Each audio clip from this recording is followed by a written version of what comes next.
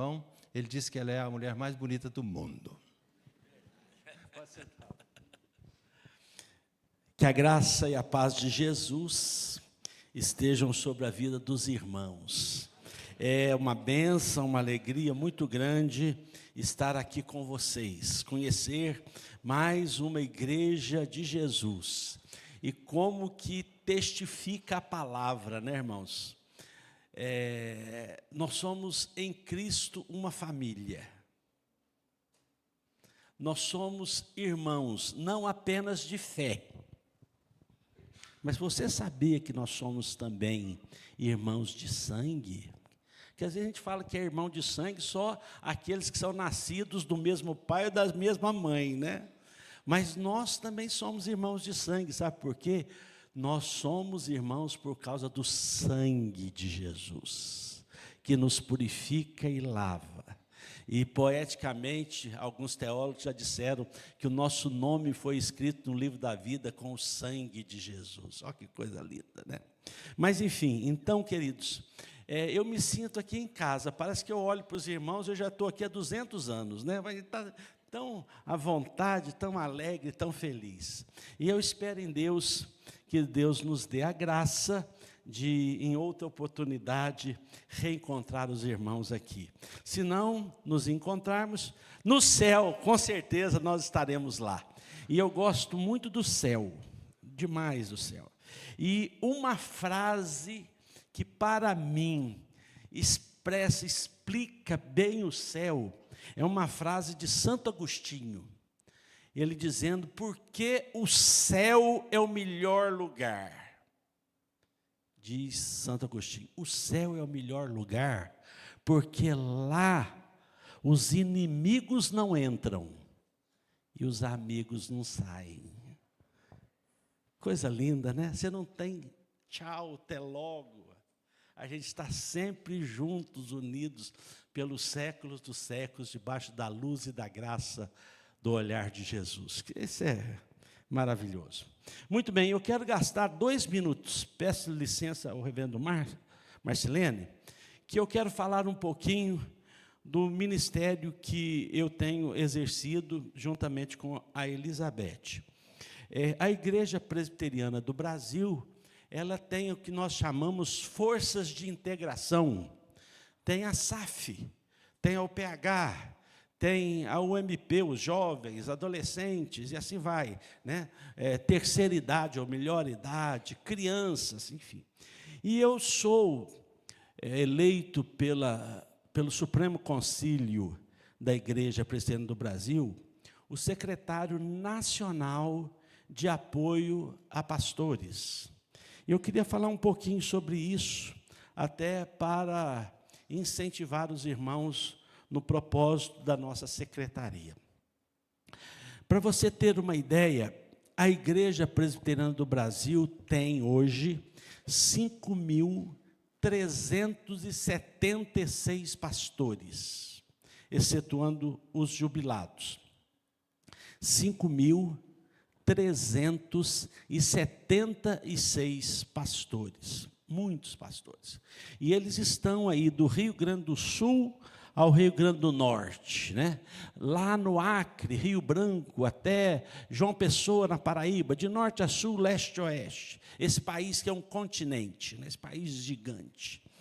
E nós, então, somos o secretário nacional de apoio pastoral, que temos por função pastorear os pastores.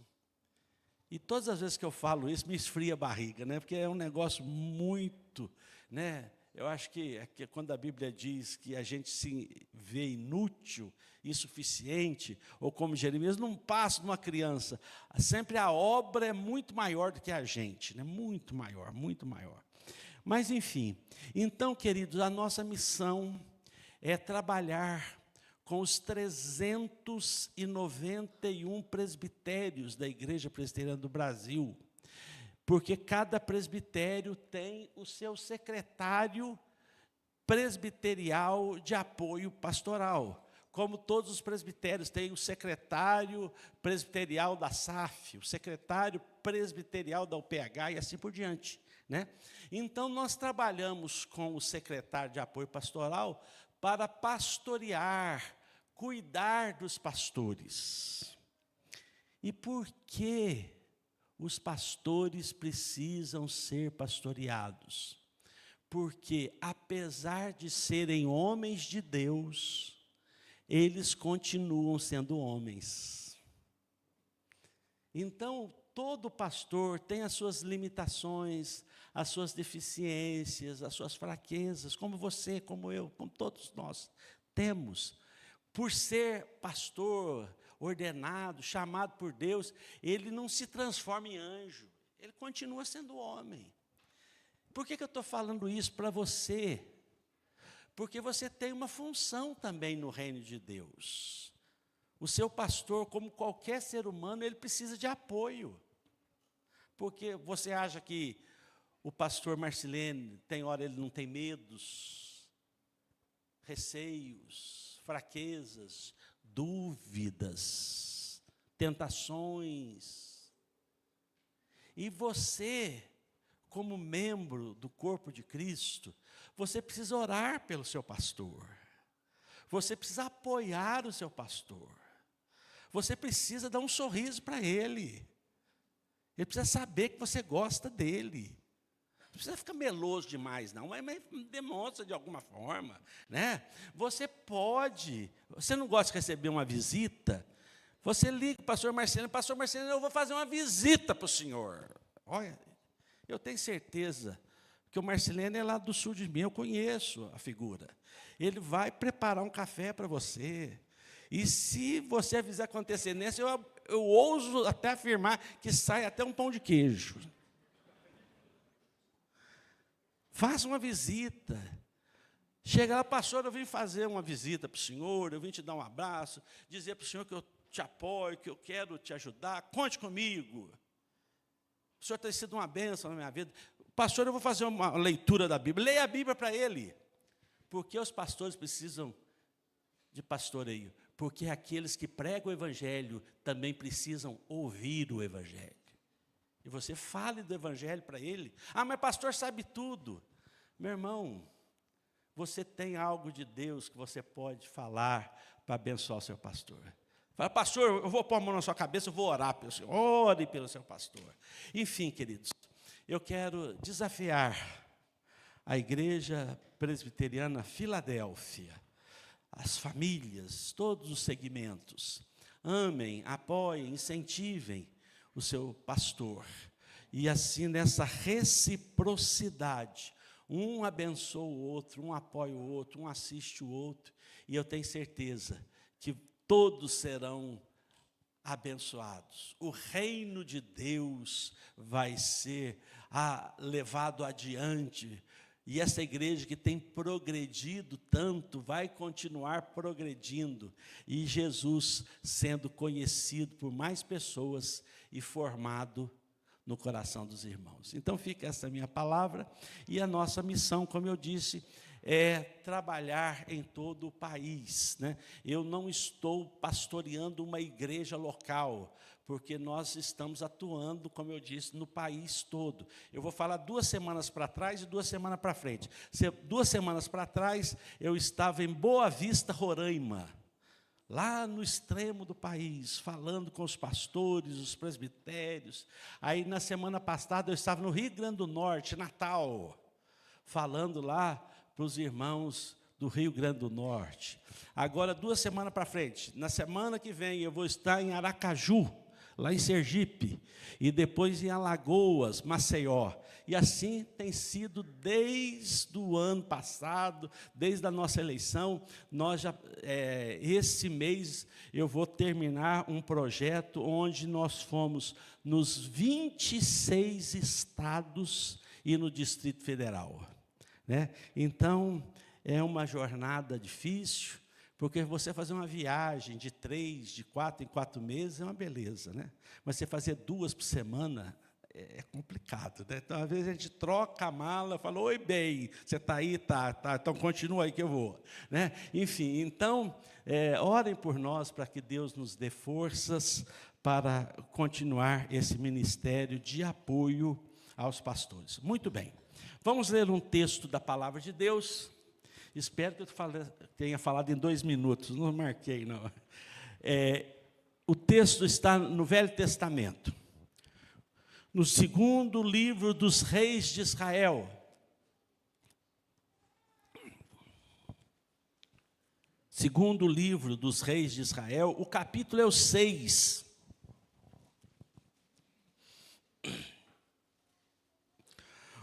Dos versos 1 ao verso 7.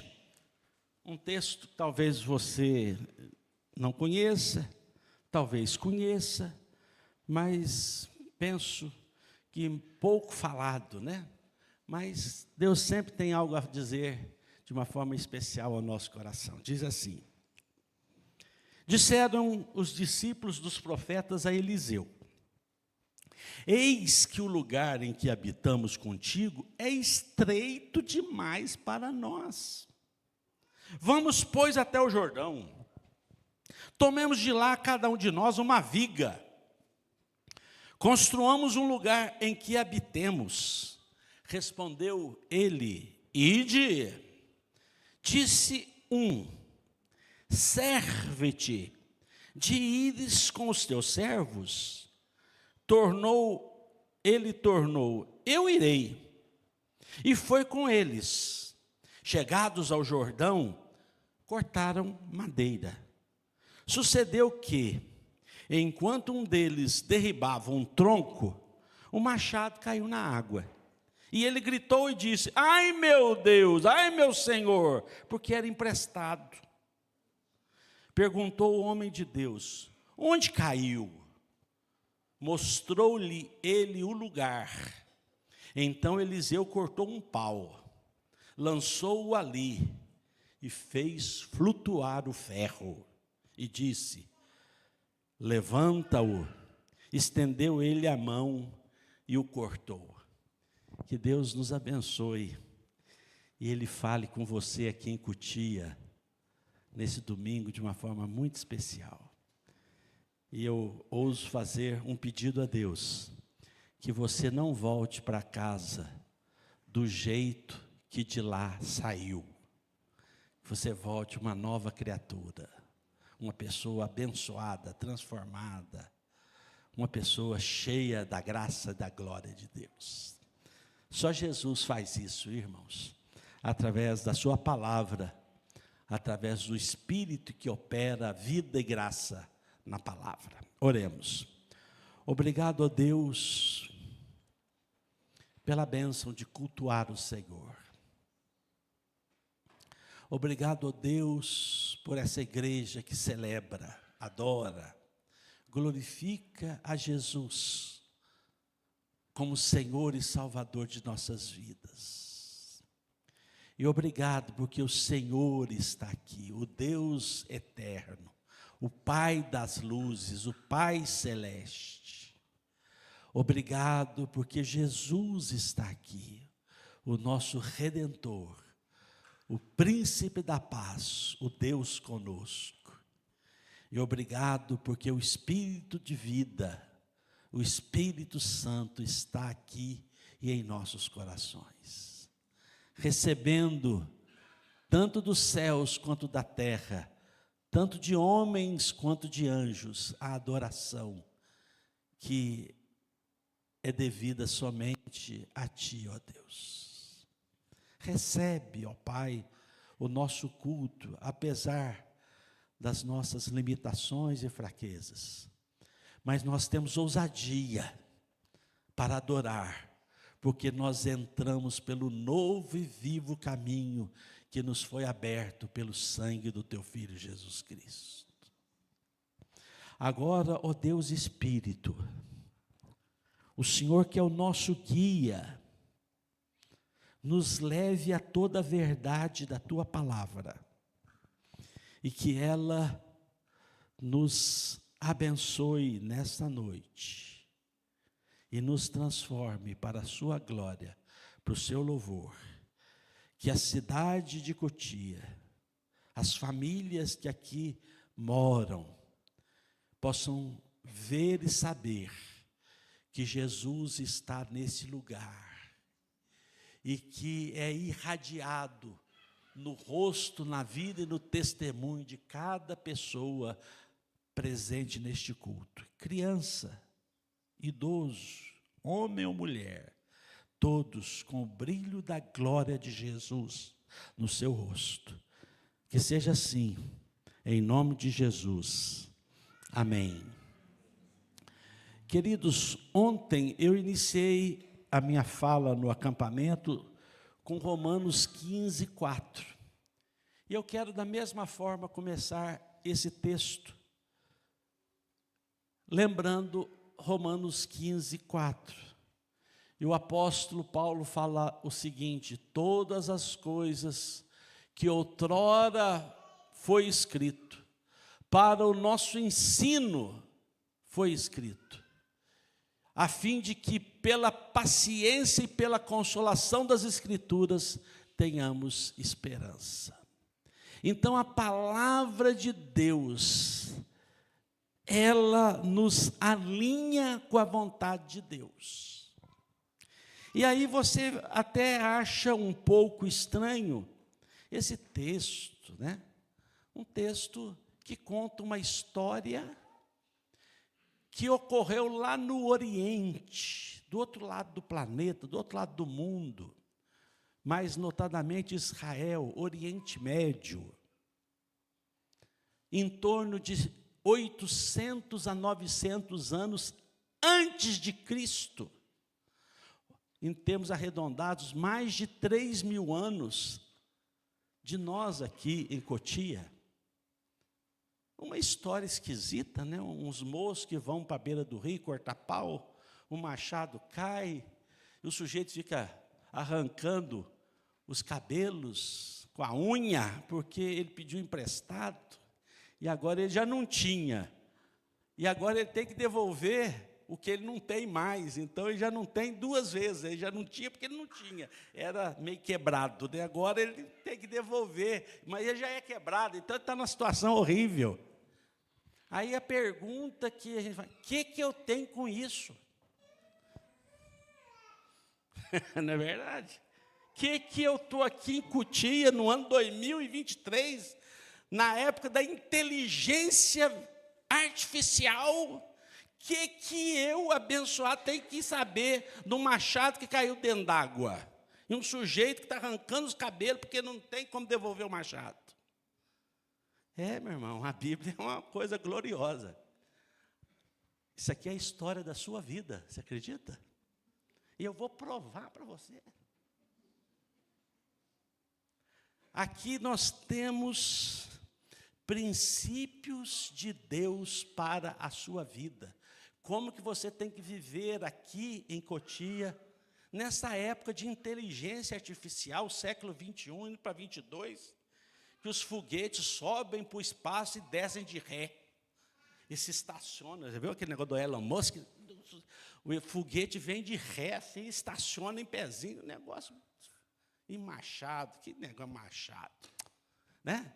Mas princípios de Deus para a sua vida. Então, irmãos, vamos olhando a história e aplicando para nós aqui. Disseram os discípulos dos profetas a Eliseu. Eu vou contextualizando para você a história. Eliseu foi o substituto, o sucessor do fenomenal profeta Elias. E você sabe do final da vida de Elias, que coisa gloriosa. O homem não morreu, ele subiu, foi trasladado numa carruagem de fogo e foi para o céu vivinho. Olha que coisa. Bom, não, irmãos? Então, quem substituiu Elias foi o Eliseu. E o profeta Elias, antes de morrer, ele criou uma escola de profetas. E vamos contextualizar, falar de um jeito que a gente entende melhor. Ele criou um seminário. Ele foi ensinar a palavra de Deus para os profetas, para esses moços pregarem e serem profetas de Deus. E quando ele foi trasladado, Eliseu ficou no lugar e ele já foi, nomeado o reitor do seminário. Eu já vou colocando nos termos contemporâneos, né? Aí já fica mais fácil para a gente, mais palatável para a gente ouvir. Então, é um diretor de seminário que tem um punhado de alunos que estão estudando a palavra de Deus. E um dia lá os alunos se reúnem e vão falar com o diretor, o reitor. E eles falaram assim, continua o versículo 1. Eis que o lugar em que habitamos contigo é estreito demais para nós.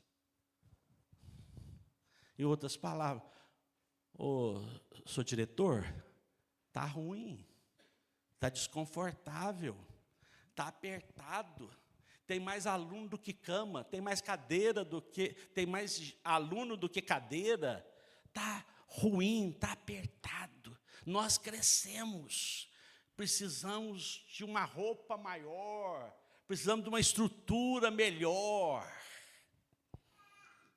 E aí eles fazem uma proposta. Vamos até o Jordão, tomemos de lá uma viga e construamos um lugar mais bonito, mais espaçoso, mais confortável, mais apto, estruturado para as aulas, para as refeições, para nós dormirmos. Vamos melhorar. E, meu irmão, aqui é o princípio de Deus para você. Deseje sempre melhorar. Essa é a vontade de Deus, que você melhore. Você tem que melhorar como homem. Esse mês de novembro, você tem que ser mais homem do que você foi em outubro. Um homem mais honesto, mais fiel, mais verdadeiro, mais sábio, mais inteligente. Você, minha irmã, tem que ser melhor. Uma mulher mais deslumbrante, mais sábia, mais inteligente, mais carinhosa. Você tem que melhorar, minha irmã. Você, jovem, tem que melhorar. O relacionamento de vocês como casal tem que melhorar. A igreja presbiteriana de Filadélfia tem que melhorar. O que pode melhorar aqui? Você tem orado, Deus, eu quero melhorar. O que eu posso fazer para melhorar a igreja de Filadélfia? Deus, a cidade, o que eu posso fazer para melhorar a cidade? Deus, o que eu posso melhorar o Brasil? É assim, meu irmão. Deus quer que a gente melhore. E aí, cada um individualmente, eu como diácono, como que eu posso ser um diácono melhor? Eu como professor de criança, como eu posso ser mais eficiente, melhor? Eu como músico, o coral, como que nós podemos melhorar na adoração ao Senhor? E assim vai, queridos. Este é o princípio, porque a vida nos faz crescer, e a vida nos exige melhoras, aperfeiçoamentos. E assim, queridos, Deus não quer que você se acomode. Por isso que Deus estabeleceu a Santa Ceia. A Santa Ceia é onde você vai, mês a mês, como diz aquele texto de Paulo aos Coríntios, examine-se, pois, o homem a si mesmo, coma do pão, beba do cálice. Ou seja, se examine, veja o que está errado, conserte o que está estragado, alinhe o que está sujo, limpe o que está sujo, né? Alinhe o que está torto. Vá melhorando, porque a tendência nossa é ir piorando, não é, irmãos? Larga o casamento, não converse, não trabalhe, não se esforce. O negócio não vai para frente, vai para trás. E assim tudo na vida. Como profissional, você tem que se atualizando para melhorar. E aí, queridos, por que devemos melhorar? Romanos 8:11 diz, porque nós somos uma nova criatura. Nós nascemos de novo, temos um novo coração e temos que restaurar a imagem de Cristo na nossa vida. O padrão de Deus para você é ser igual a Jesus. E o apóstolo Paulo falou: sede vós meus imitadores, como eu sou de Cristo.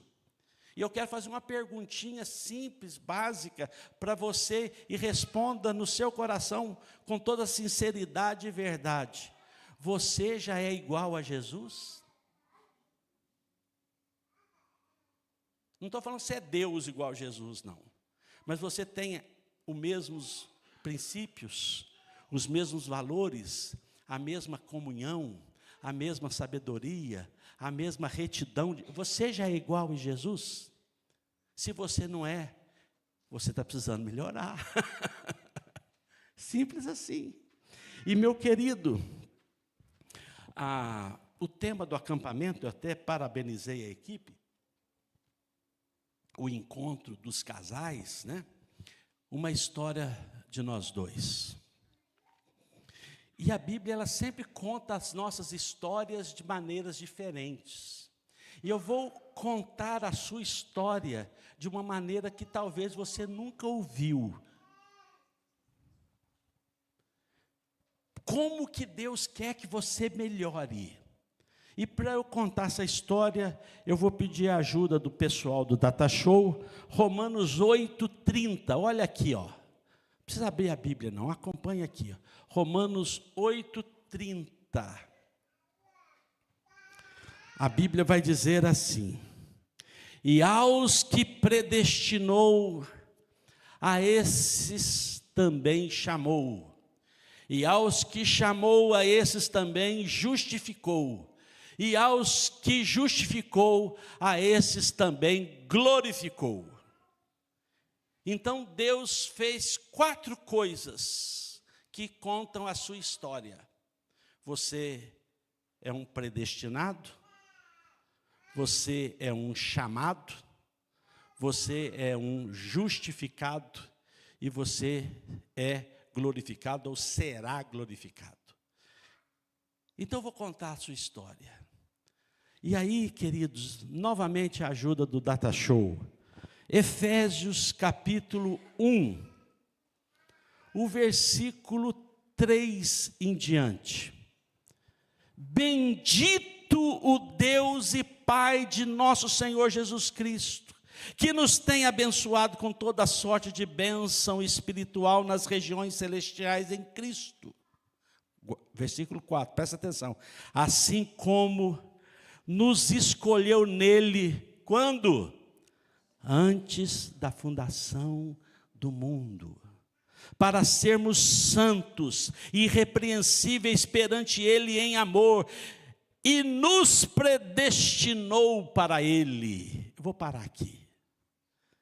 Então, queridos, presta atenção no que o texto está dizendo. Que antes de existir o universo, antes de existir as galáxias, os sistemas solares, né? Os planetas que giram em torno do Sol, antes de existir os planetas, os asteroides, as estrelas, a Terra, você já existia no coração de Deus. Nos escolheu nele antes da fundação do mundo e nos predestinou para eles.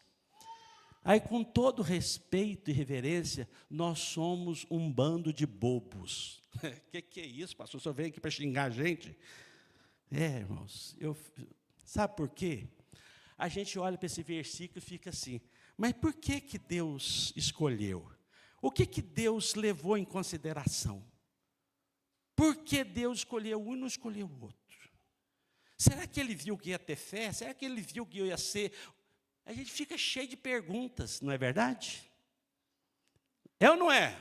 Ou é só eu que fico bobo?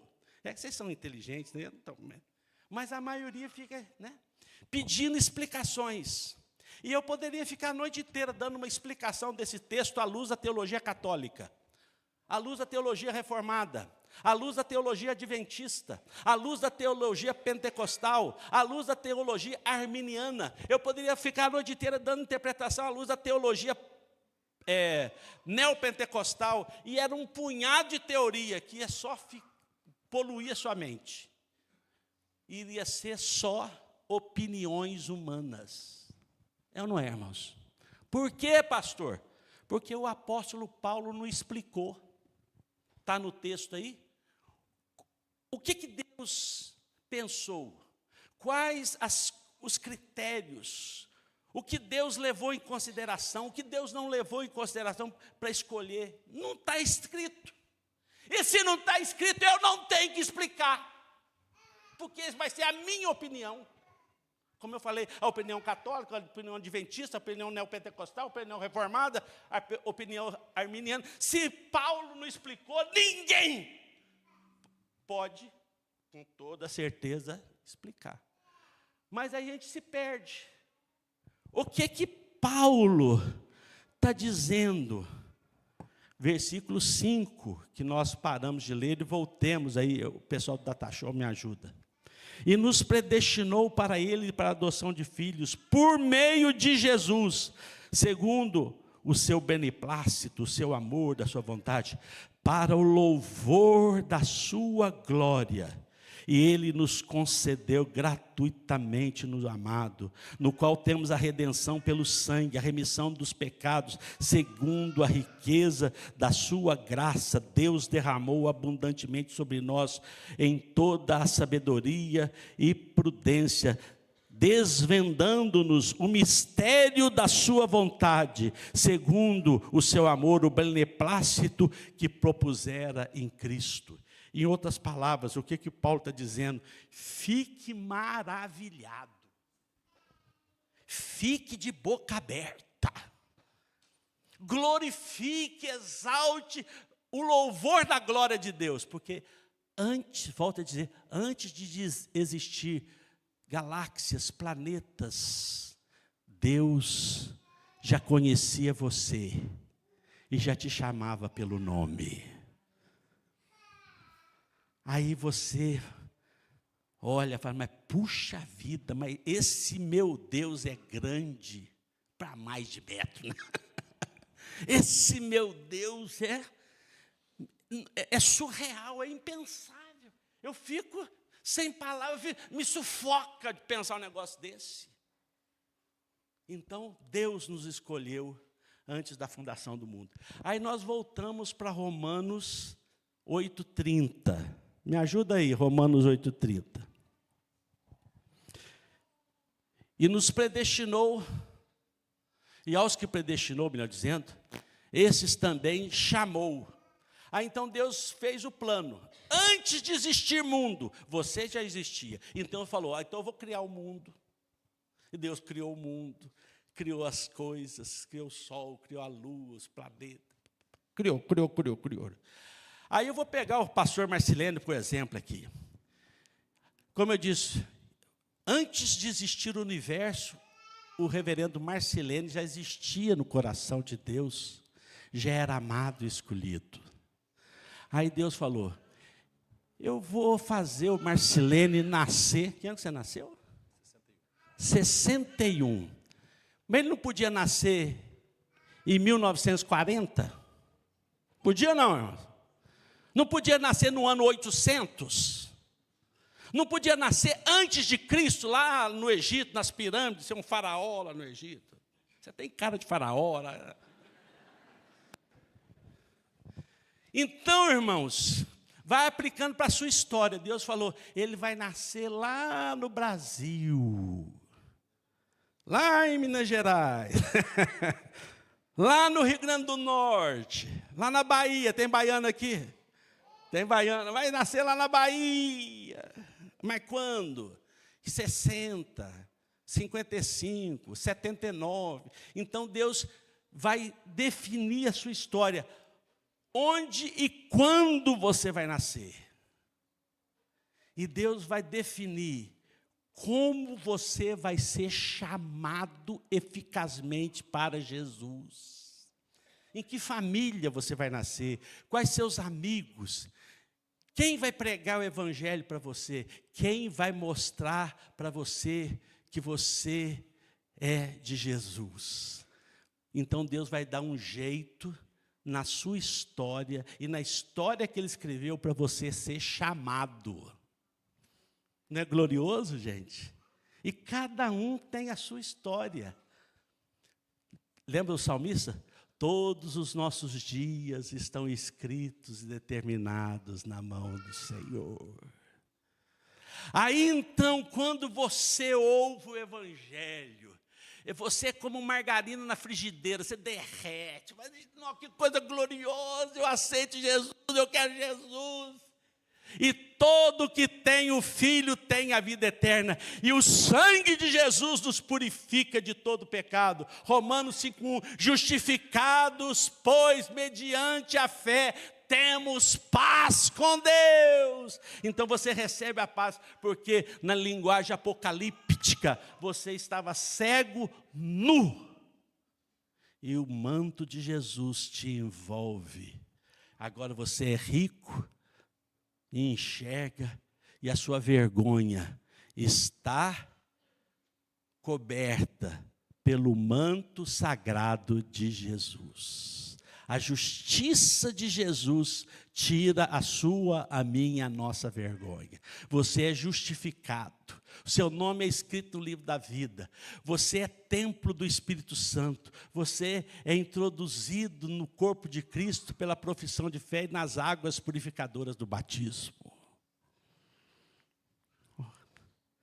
Aos que predestinou, este chamou, e aos que chamou, justificou. Só está faltando mais uma coisinha acontecer com você, meu irmão. Ser glorificado. E quando que vai acontecer isso, pastor Edson? Em 2 momentos possíveis. Quando você morrer, aí Tessalonicenses vai dizer que quando nós morrermos, nós seremos aperfeiçoados e levados à presença de Deus pelos anjos eternos. Ou quando Jesus voltar, é a segunda possibilidade. Mateus diz, como o relâmpago que sai no oriente e se mostra no ocidente, assim será a vinda do Filho do Homem. Todo olho verá, toda língua confessará, e todo joelho se dobrará e confessará que Ele é Senhor. E diz Tessalonicenses, e os mortos ressuscitarão primeiro. E nós, os vivos, os que ficarmos, seremos transformados e levados à presença de Deus em Cristo. E o que diz Tessalonicenses? Tantos os ressurretos, tanto os transformados, nós nos encontraremos com Ele nos ares. Não está assim no texto bíblico, irmãos? Está ou não está? Eu gosto muito de imaginar. Então pensa, Jesus voltando, o céu se abre, Jesus vem, e os mortos ressuscitam e começam a subir, e nós somos transformados. E nós nos encontraremos com Ele nos ares. Meu irmão, você está preparado para voar? É, ué. Está na minha Bíblia, está você que vai subir, ó. Não é avião, não é helicóptero, não, meu. Você vai subir. E encontraremos com Ele nos ares. Aí entra Lucas 24. E nós assentaremos em tronos e julgaremos a terra com Jesus. História boa, não, irmãos? Agora eu peço a ajuda dos irmãos no data show lá. 1 João, capítulo 3, versículo 2.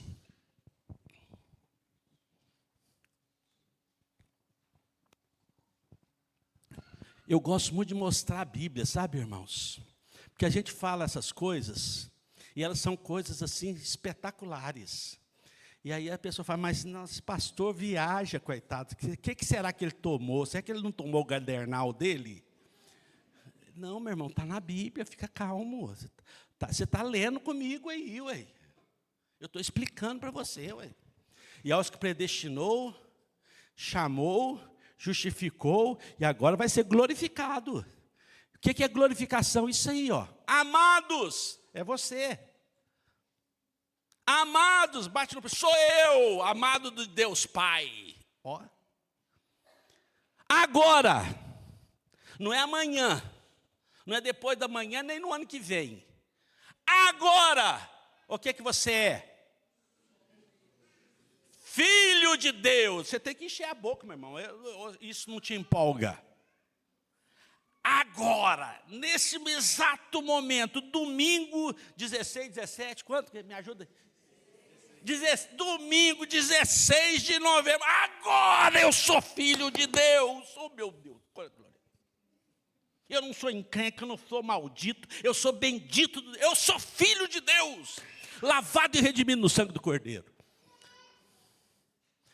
Continua o texto. Ainda não. Ainda não se manifestou o que haveremos de ser. Ó, meu irmão, você já é filho de Deus, mas ainda tem coisa melhor, tem a glorificação para acontecer.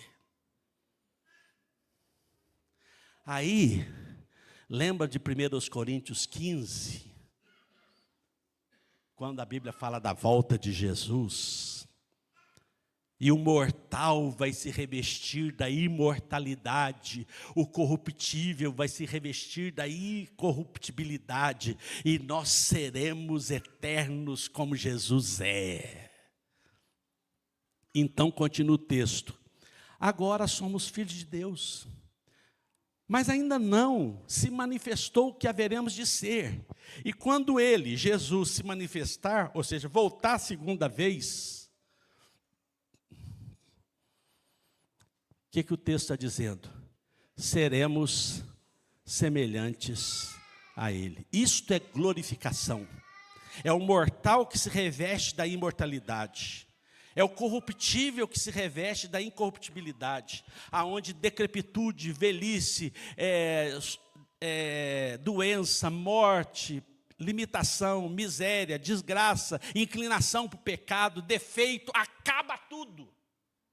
E seremos como Jesus é. Volto a dizer, não é que você vai ser Deus, mas você vai ser perfeito como Jesus é perfeito. Você vai amar a Deus perfeitamente como Jesus ama. Você vai fazer a vontade de Deus de forma perfeita como Jesus faz. Você vai ser como Jesus é. Porque Ele, como é que é? Seremos semelhantes a Ele, porque haveremos de vê-lo como Ele é. E aí quando Ele voltar, irmãos, a Bíblia, Ele não vai ser como uma ovelha muda que não abriu a sua boca diante dos seus tosquiadores, mas vai, como diz a carta de Pedro, haverá um estrepitoso estrondo. O universo se enrolará, as estrelas cairão e a glória de Jesus se manifestará. E você vai encontrar com Jesus nos ares. E você vai ser transformado. A glória de Jesus vai encher você.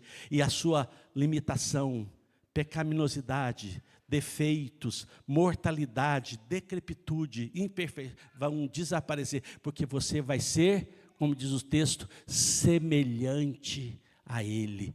Nós seremos como Ele é. Nós seremos glorificados. Então, meu irmão, dessa volta gigantesca, para dizer o seguinte, o projeto de Deus é que você melhore. E você, meu irmão, se você for preguiçoso, Deus vai te mudar na marreta. Deus vai glorificar, você vai ser igual a Jesus. Mas enquanto nós estamos aqui na terra, melhora um pouquinho, por favor. Faz um pouquinho mais de força, meu filho. Larga de preguiça. Não tenha pecado domesticado. Pecado, tem muito crente que tem pecado de estimação, né? Vira o pecado, beija o pecado. Não, tem alguns pecadinhos de estimação. Melhora. Lembra daqueles seminaristas? O lugar é apertado, é estreito, está ruim. Nós precisamos, profeta, melhorar. Então, querido, é o desafio. Decida agora, eu vou ser um homem melhor, um pai melhor, um marido melhor, um profissional melhor, um crente melhor, eu vou ser uma pessoa mais cheia de Deus, eu vou melhorar. Porque esse é o projeto de Deus que está acontecendo. E esta pregação é parte disso tudo. Deus preparou. Um dia eu vou mandar o Edson lá e ele vai pôr fogo naquela igreja, em nome de Jesus, para que esse povo melhore.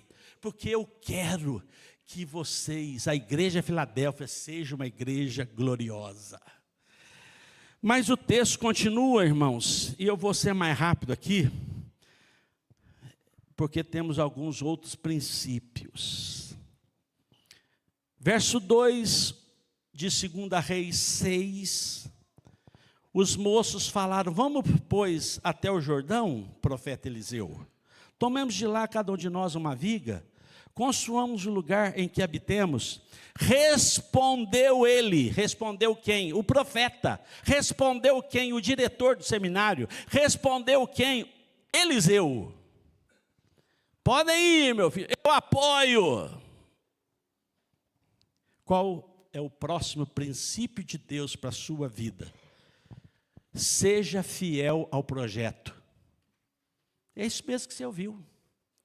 Deus quer que você melhore, mas Deus quer que você seja fiel ao projeto. Meu irmão, eu até falei isso lá no encontro de casais, né? O mineiro fala o seguinte, o que mais dói depois da dor de dente é a dor de cotovelo. E o profeta aqui podia ficar com dor de cotovelo, mas eu que sou profeta, eu que devia ter essa ideia, então não vamos fazer não, porque não partiu de mim, então não apoio. Já viu gente fazendo assim? Se não partiu de mim, se eu não sou o idealizador, se eu não sou o sujeito, o pai da criança, então eu não apoio. Isso acontece dentro de casa. A mulher quer melhorar, aí o marido para ser do... não apoio, não, vamos, larga a mão. Ele sabe que o negócio é bom. Ele sabe que é necessário, mas só porque foi a mulher que falou, ele não quer. Eu não vou falar, mas teve gente que cutucou um aí. Eu não vou falar que eu vi, mas teve gente que cutucou. Eu só vou falar que eu vi. É isso, meu irmão, a ver na igreja. O sujeito, um corista, né? Desculpa, presbítero Carlos, só a ilustração, viu? Dá uma ideia. Aí não, porque foi o corista, eu que sou o rei, eu que tenho que saber. Percebe? Muitas vezes é assim. Não, se não veio do presbítero, não. É uma criança que deu uma ideia. Não, mas você não sabe nada. Mas você está por dentro, nossa, você está certo. Não é assim? Não é verdade? Aí passa um tempo depois, ele dá a mesma ideia, só que ele fala diferente. Irmãos, seja fiel ao projeto. E você, eu não sei se você sabe, você está inserido em vários projetos. Primeiro, se você é mulher, você está num projeto de ser uma mulher segundo o coração de Deus, uma mulher sábia que edifica a sua casa. Você sabia que você está nesse projeto? Você sabia que você está no projeto de ser um homem segundo o coração de Deus?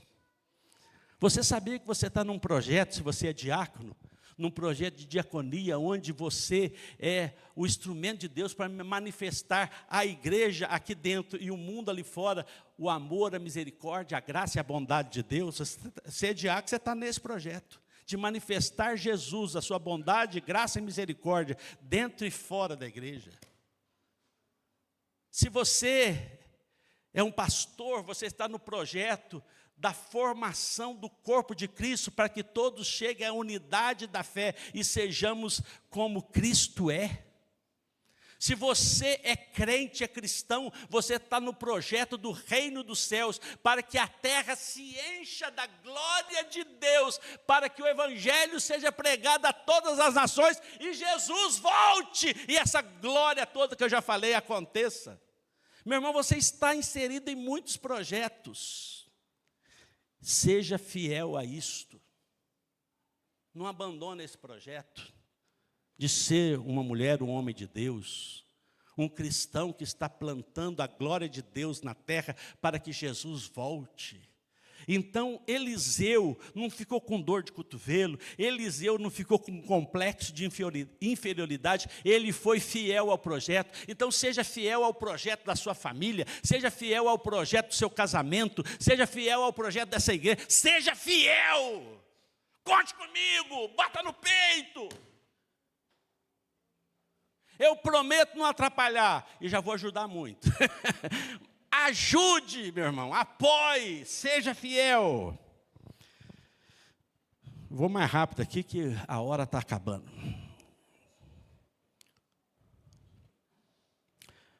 Eliseu então falou que iria, fiel ao projeto. Verso 3 agora. Disse um seminarista lá, um outro profetazinho que estava estudando. Ô Eliseu, sirva-te. Por favor, Eliseu, eu vou colocar de um jeito mais nosso. Ô Eliseu, seria tão bom se você fosse conosco. Seria tão bom que se você nos acompanhasse nessa jornada lá no Jordão para pegar madeira. Aí o que Eliseu falou? Eu irei. Meu irmão, um outro princípio de Deus para a vida. Melhore sempre, seja fiel ao projeto e ande em unidade. Participe, eu vou junto. Talvez eu não vou cortar madeira, mas eu vou estar do lado de vocês. Quando vocês tiverem sede, eu vou levar um copo d'água.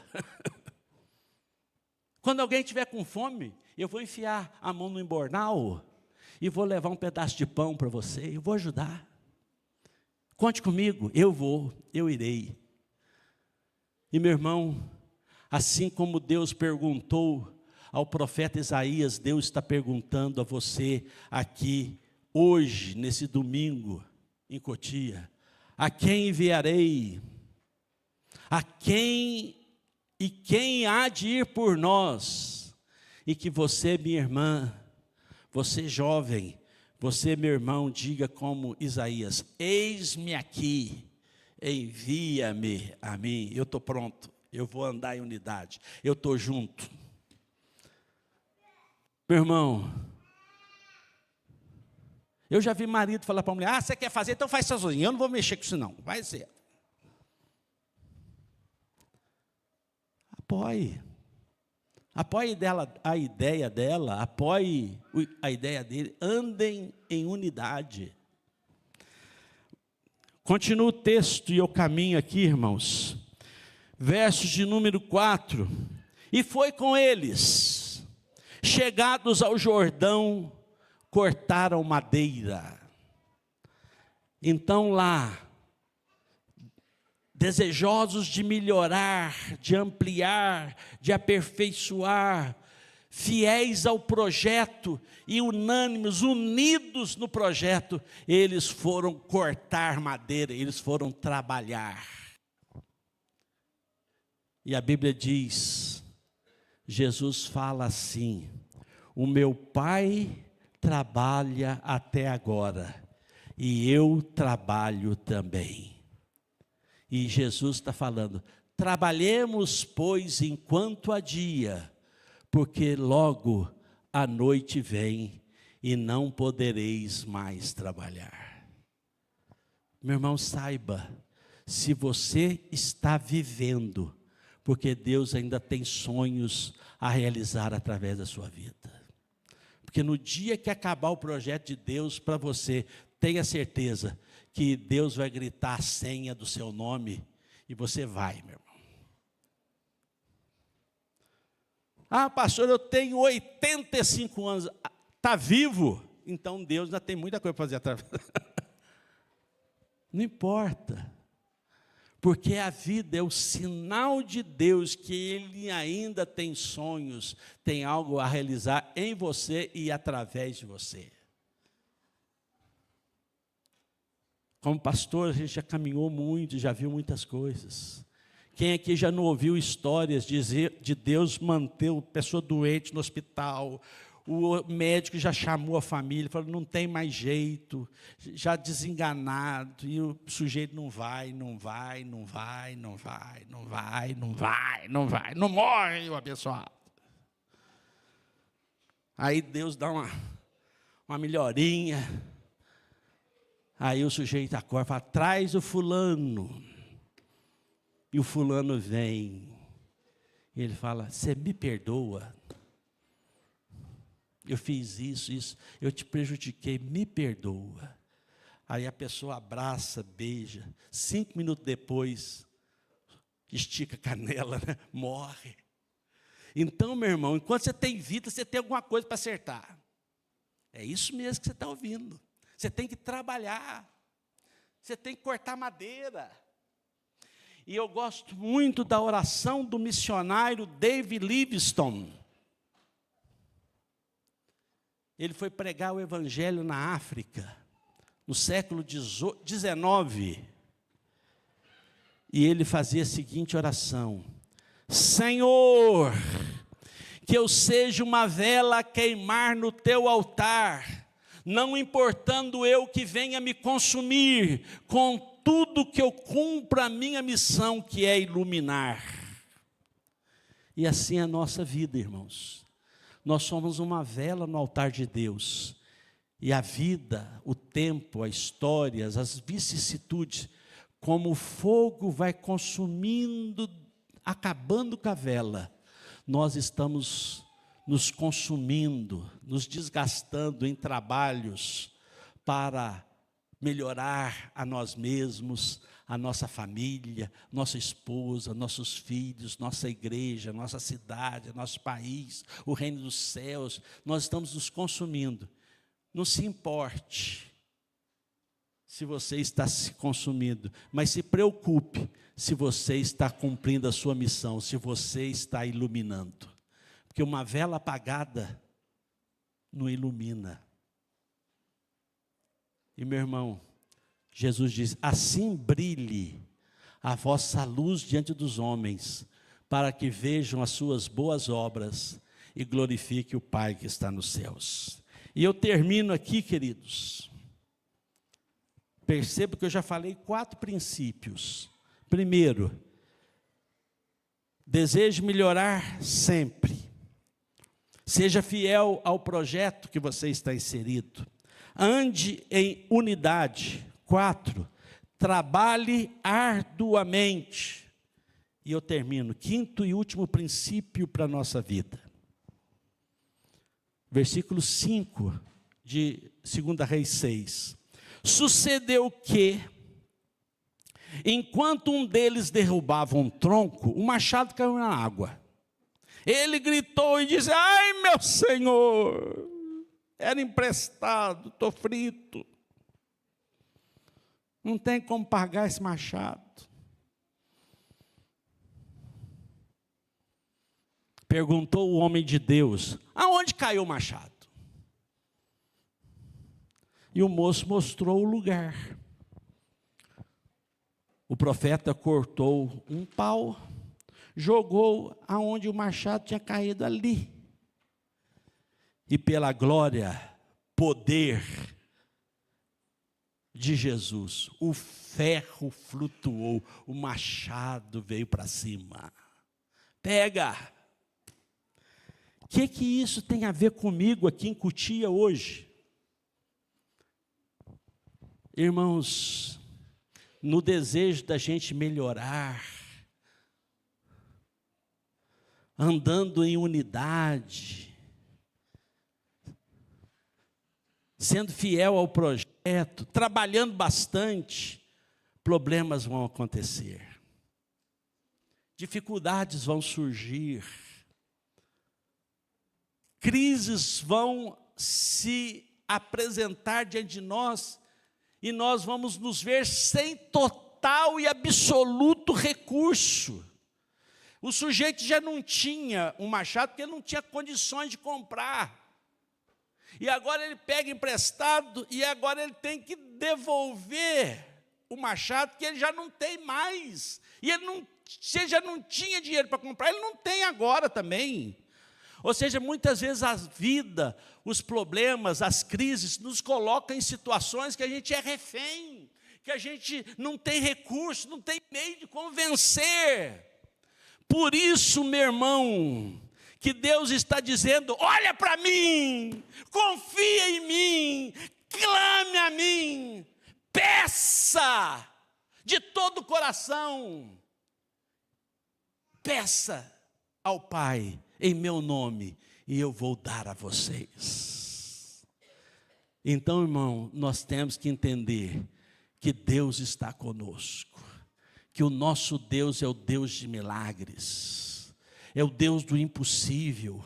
Quando a gente não tem o recurso, Deus vai dar os recursos. Quando nós não tivermos a força, Deus vai nos dar a força. Quando o inimigo for maior, Deus vai dar o livramento. Deus vai operar milagres. Por isso, meu irmão, como diz aquele hino, não desanimes. Deus cuidará de ti. Na tua dor, com todo amor, Deus cuidará. Deus velará por ti. Deus vai fazer milagre. Deus faz machado flutuar. Deus para o sol. Deus abre o mar. Deus faz paralítico andar, cego ver, surdo ouvir, mudo falar, morto ressuscitar, pão multiplicar, fogo não queimar. Deus faz qualquer coisa, porque Ele é o Deus de todas as coisas. E nós temos que crer nisso. Temos que crer na interferência sobrenatural de Deus na nossa vida e na nossa história. Porque um Deus que nos escolheu antes da fundação do mundo não vai abandonar o projeto no meio do caminho. Ele não vai te deixar sucumbir. Creia e você verá a glória de Deus. Que o Senhor aplique aos nossos corações a sua santa palavra.